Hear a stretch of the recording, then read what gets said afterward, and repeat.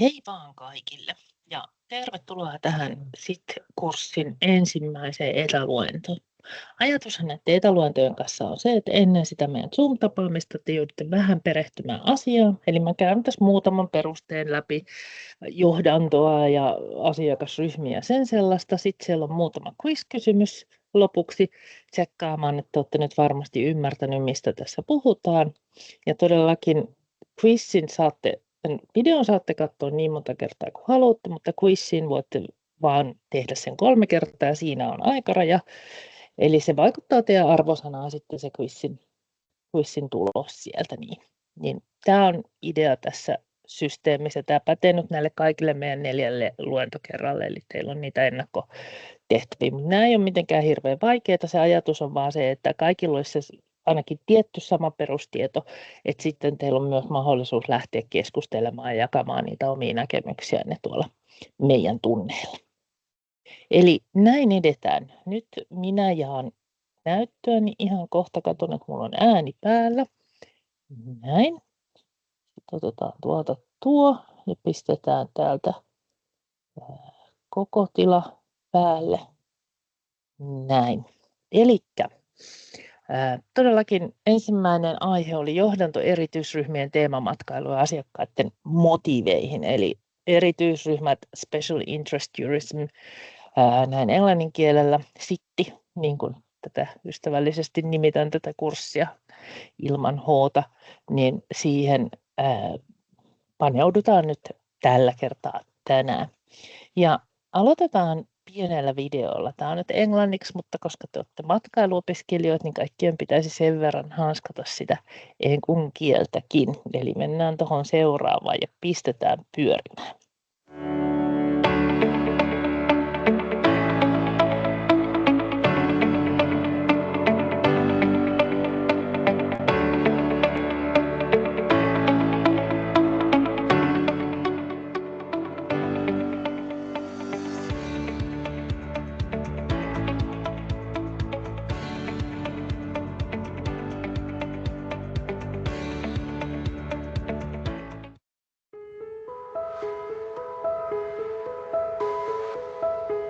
In my opinion, special interest tourism is a perception of tourists where they wish to travel to a certain destination objectives. Nowadays, people travel for many reasons. Some, they want to explore the nature, culture, and ecotourism. On the other hand, some just backpack and travel randomly to learn and get experience. In my opinion, the special interest tourism, or SIT, is the providing personalized tourism activities that provides to the particular interests of groups or individual. It is mainly undertaken to fulfill particular interests or need of the tourists. Our clients engaged with SIT are seeking to learn more, enrich their awareness and express themselves. They expect very high standard of service and individualized focus. Many wish to travel in an environmentally sound manner to have authentic experiences, be it a cultural, social, or environment in which they have a positive engagement with the host community. Well, if I share my opinion, for me, special interest tourism means individual or group of tourists who wish to develop certain interests and visit sites and places which is connected with a specific subject. And in general, people having the mindset of developing the same profession or having the common hobbies and meeting specific needs, motivation and interest. Well, my favorite tourism is ecotourism, which is also known as sustainable tourism. I like that because it is part of environmental conservation and understand needs of the local people in particular area and also to help them to improve their quality of life. Special interest tourism, in my view, is not a general tourism. You come for a special reason, goal, purpose, etc., such as to observe a certain people or behavior or culture or to do research on something. Whereas general tourism is basically where you go along with a wide range of interests as you go through your journey. For my opinion, special interest tourism is traveling with primary motivation of enjoying a special interest.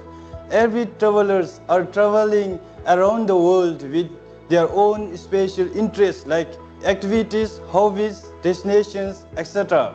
Thus, people having same interests are grouped and travel together.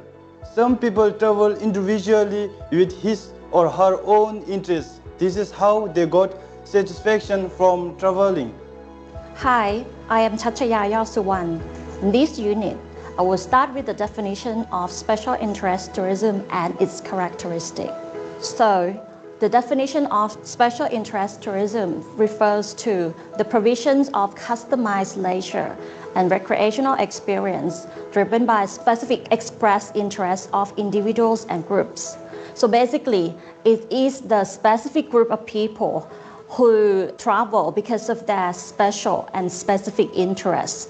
So the special interest tourism may simply refers to small scales in nature, involved with some of the culture, activities based, involving small number of tourists in authentic settings. For example, the people who love sport may travel to attend or watch a famous sport event. There are diverse range of special interest opportunities from the activities that's close to people's routine like spa, massage, cooking, and playing sport. And some of the adventurous type of activities like go hiking and go bungee jumping. Special interest tourism comprise different special interest travel, now become known as niche markets, and over the past year and gain popularity in tourism industry. For example, for those popular niche market like culture tourism, food and wine tourism, health and spa tourism. Now, let me give you examples of special interest tourism. The first one, let's say we organize some of the 4-day Chiang Rai Home of Artists tour, which each day by visiting famous artist houses and learn their great work. For example, like the day can start with the artist house A, who specialize in pottery. And then you travel to the next artist house who specialize in carving. And then you can travel to the next artist house who specialize in painting and do some activities with them.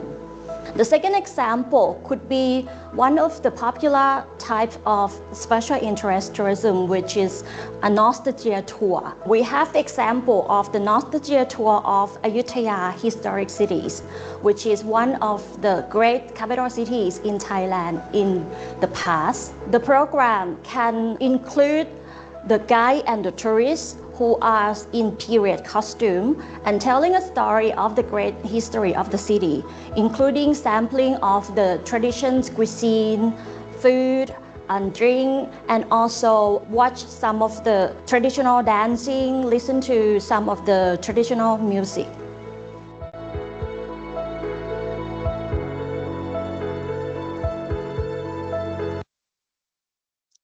Noin.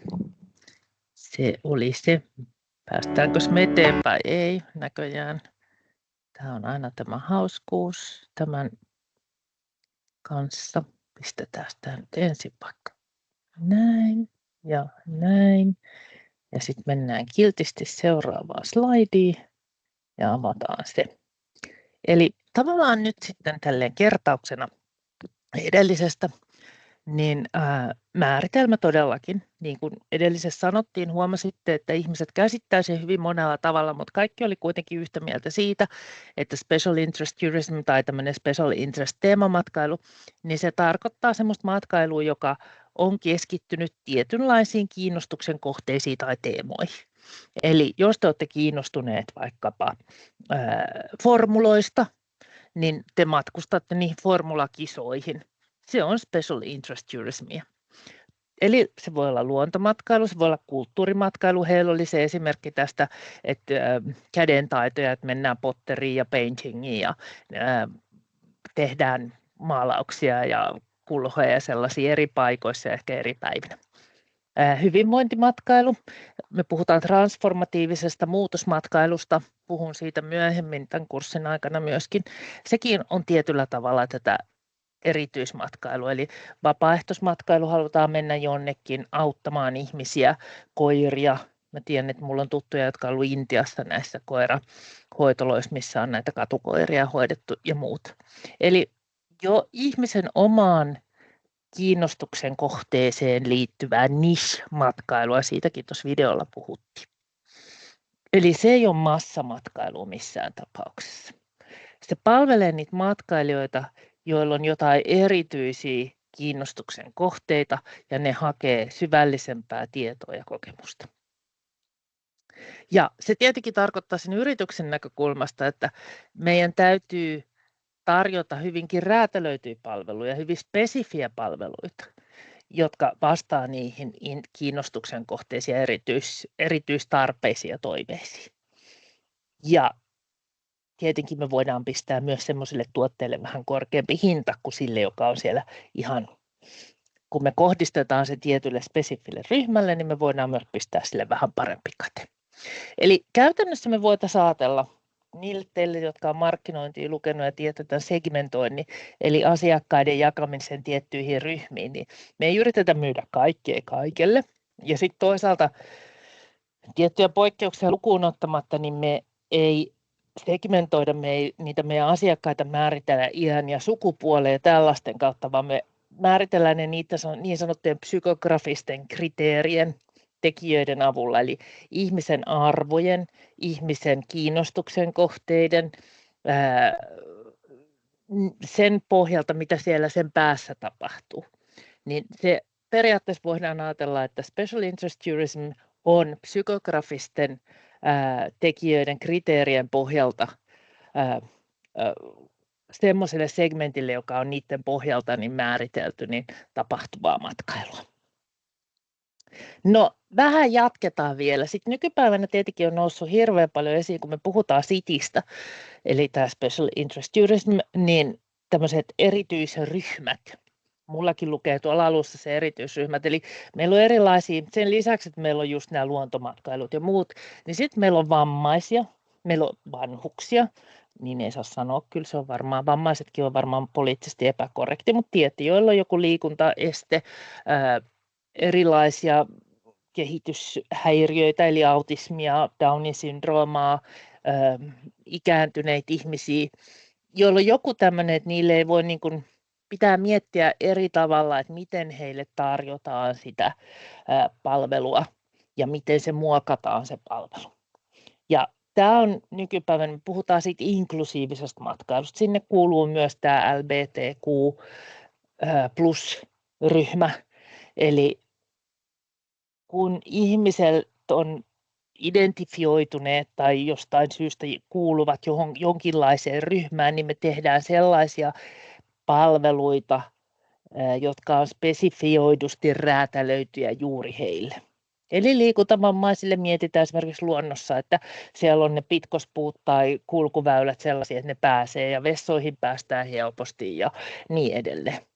Ja ihan sama kuin tuossa edellä, kun me tehdään spesifioidusti, me myydään juuri heille. Toki meillä on sitä, että me myydään kaikille ja sitten me yritetään olla ystävällisiä, mutta se, että me tehdäänkin tuote, joka on juuri suunnattu tälle tietylle kohderyhmälle, niin taas kerran me voidaan saada siitä vähän enemmän rahaa. Eli esteettömyys ja inklusiivisuus. Taas kirjo, mitä ne voi olla, niin ne voi olla ihan mitä tahansa, mutta silloin se kohderyhmä on taas spesifi, niin kuin tuolla edelläkin. No, nyt täytyy sanoa, että ilman, jos saatte lukea, en vitsi toistaa kaikkea, mutta tämä on sitten se toinen, että jos niin kuin sitten on perinteisesti ollut tätä kulttuuri, luonto, urheilu, YMS-matkailu, sitä se on edelleen, mutta tämä tavallaan tämä tämmöinen erityisryhmäajattelu on tuonut siihen semmoisen oman spesifin vivahteensa, sanotaanko nyt näin. Ja sekin lasketaan tavallaan, että sitten meillä on inklusiivista matkailua tai rainbow-matkailua tai jotain vastaavaa. No, miksi asiakkaat sitten, mitkä on niiden motiivit lähteä matkoille? Te kaikki tunnette, tai teidän pitäisi matkailun opiskelijoina varsinkin tuntea push- ja pull-ajattelu, eli push on se, mikä siellä asiakkaan omassa päässä on, mikä ajaa hänet työntää push sinne matkalle. haluan mennä lämpimään. Haluan nähdä se formulakisan siellä Hockenheimissa. Haluan auttaa niitä koiria siellä Intiassa tai mitä siellä on. Haluan oppia kädentaitoja ja mennä semmoiselle, missä maalataan ja tehdään näitä keraamisia töitä ja muita.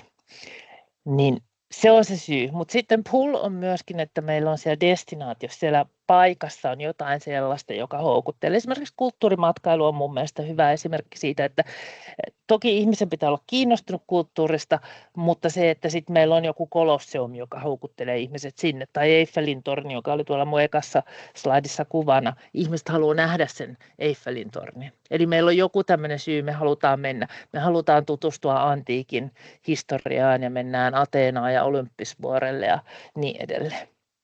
Niin asiakkaiden motiivit lähtee usein sieltä.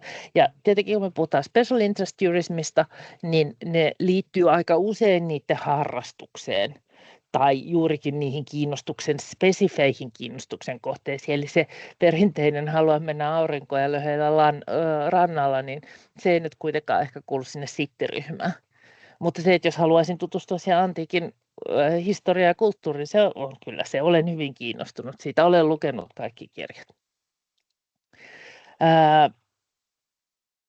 Ja sitten yksi asia, mikä myös sittiin liittyy, jota en ole vielä sanonut, on tämä sosiaalinen osallistuminen. Kaikki toki ei ole siitä hirveän innostuneita, mutta aika usein, kun meillä on niitä samanhenkisiä ihmisiä siellä, niin me halutaan myös jakaa niiden samanhenkisten ihmisten kanssa sitä ajattelua. Ja edelleen käytän nyt niitä formulakisoja tässä, että tiedätte itse, tai mikä tahansa urheilutapahtuma, että jos te menette jonnekin urheilutapahtumaan, niin on kiva kannustaa sitä omaa joukkuetta. Ja sitten jos meillä nyt on tälleen, että mennään vaikka Lätkän MM-kisoihin, niin kiva kannustaa sitä Suomea siellä tai olympialaisiin tai jonnekin. Ja silloin on kiva, että niitä muita suomalaisia on siinä vieressä, eikä niin kuin joku Heinonen vuonna 1995, joka istui ruotsalaisten keskellä Lätkän MM-kisoissa, niin oli vähän vaikeaa kannustaa Suomea siellä. Eli siinä kohtaa ehkä tuli vähän haasteita. Ja meidän pitää yrityksenä ymmärtää niitä motiiveja. Meidän pitää ymmärtää, että miksi ne matkustaa, mitä ne haluaa saada. Ja sitä kautta, että me pystytään myös muokkaamaan niille just semmoisia mieleenpainuvia kokemuksia. No, koska ihmiset on tälleen henkeen ja vereen kiinnostuneita jostain asiasta, niin kun ne on lähdössä sinne matkalle, niin ne ennen päätöstä ne tutkii aika paljon sitä. Eli se vaan, että jossain on että halpaa, niin se todennäköisesti ei riitä, vaan ne tekee aika paljon sitä taustatutkimusta, että mitä, missä, milloin, millä hinnalla, kenen kanssa. Ja sitten ne jakaa myös muiden, että hei, onko kukaan ollut täällä, miten se toimii. Toki me tehdään sitä muutenkin, mutta tässä kohtaa vielä niin kuin niissä erityisryhmissä käydään tätä keskustelua.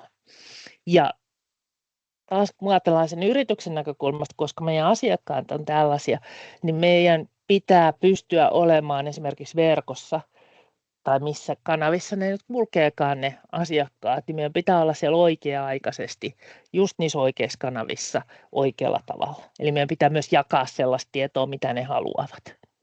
Ja sen takia tämmöinen asiakastuntemus, tiedon kerääminen, tiedolla johtaminen korostuu Cityssä hyvinkin paljon. No, tulevaisuuden mahdollisuuksia. Mä oon nyt monta kertaa sanonut, että kun meillä on kerta tämmöinen, kun me tehdään tämmöisiä räätälöityjä palveluita, niin me pystytään nostamaan niitä meidän katteita. Eli se on niin kuin kannattavaa toimintaa. Toinen nyt varsinkin covidin jälkeen, niin entistä enemmän on tutkimuksissa huomattu, että ihmiset hakee tällaisia mieleenpainuvia, puhumme transformatiivisesta, että jopa muutoksia tai mindfulnessia, eli semmoista, että se ei ole sitä pelkkää massahöttöä, vaan ne hakee semmoista itselleen kiinnostavaa, itselleen merkityksellistä palvelua. Eli siinä mielessä City on tällä hetkellä se on yksi suuri mahdollisuus yrityksille. Mutta niin kuin nyt edellä on todettu, niin se niiden ymmärtäminen ja toisaalta niiden palvelujen luominen voi olla haasteellista. Se voi olla jopa kallista, se vaatii investointia, vaikka se sitten pitkällä tähtäimellä ehkä maksaa itsensä takaisin. Niin tavallaan tämä on yksi asia. Ja näin itse oman kokemukseni pohjalta tiedän, että sitä uskallusta ehkä puuttuu monelta yritykseltä.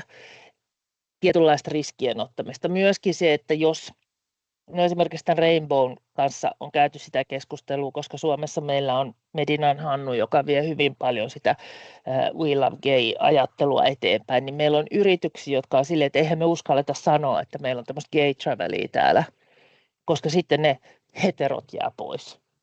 Mikä on oikeasti ihan älytön ajattelutapa, mutta tämä on niinku samanlaista vähän uskalluksen puutetta, kun sitten taas, että he reilusti vaikka sanoisivat, että me halutaan tarjota teille parasta, niinku kaikille sateenkaariasiakkaille parasta mahdollista palvelua, niin he saisivat ihan toisenlaisen kohderyhmän, ei pelkästään Suomesta, vaan muualta, mikä ei tarkoita, että kaikki ne entiset jäisi pois, mutta heillä olisi niinku mahdollisuus paljon täsmällisempään ja spesifioidumpaan palveluun, kohderyhmään. Ja niin kuin nyt se on markkinoinnista taas, kun me puhutaan siitä segmentoinnista, että mitä, jos sulla on hyvä selkeästi rajattu segmentti, niin se markkinoinnin kustannukset on paljon pienempiä ja se markkinointi on helpompaa kuin se, että sulla on hyvin laajasti, että sun pitää vähän sinne tähän erilaista viestiä toiselle toista ja erilaisissa kanavissa, niin tavallaan siellä on niitä mahdollisuuksia, mutta myös se uhka on sitten, että onko meillä tarpeeksi uskallusta ja toisaalta onko se segmentti sitten tarpeeksi laaja. Ja sitten viimeisenä tulevaisuuden näkymät, niin kuin totesin, sitti kasvaa koko ajan. Erityisryhmillä tulee olemaan entistä isompi merkitys tulevaisuudessa, että se ei ole pelkkää sitä kulttuuria näin, vaan toki siis laskemme kulttuurimatkailijatkin erityisryhmiksi, mutta siis just nämä vähän toisenlaiset liittyen inklusiivisuuteen ja esteettömyyteen. Mutta toisaalta sit se pitää koko ajan kehittää. Jos me pystytään luomaan tämmöisiä erityispalveluita, jotka jättää ihmiselle muistijäljen, ehkä saa jonkunlaisen muutoksen ajattelussa tai toiminnasta tai jossain muussa aikaiseksi, niin se on semmoinen, mikä on kilpailuetu tulevaisuudessa. Eli se liittyy nyt siihen muutosmatkailuun, johon palaan sitten tuolla muutaman luennon päästä. Mutta tämä oli mun johdanto tällä kertaa. Kiitän ja kumarran. Sitten seuraavaksi suosittelen, että menette sinne quiz-kysymyksiin tai katsotte tämän vielä uudestaan. Tsekkaatte, että mikä oli oleellista. Menette sinne quiz-kysymyksiin ja vastaatte niihin. Hei mun puolesta.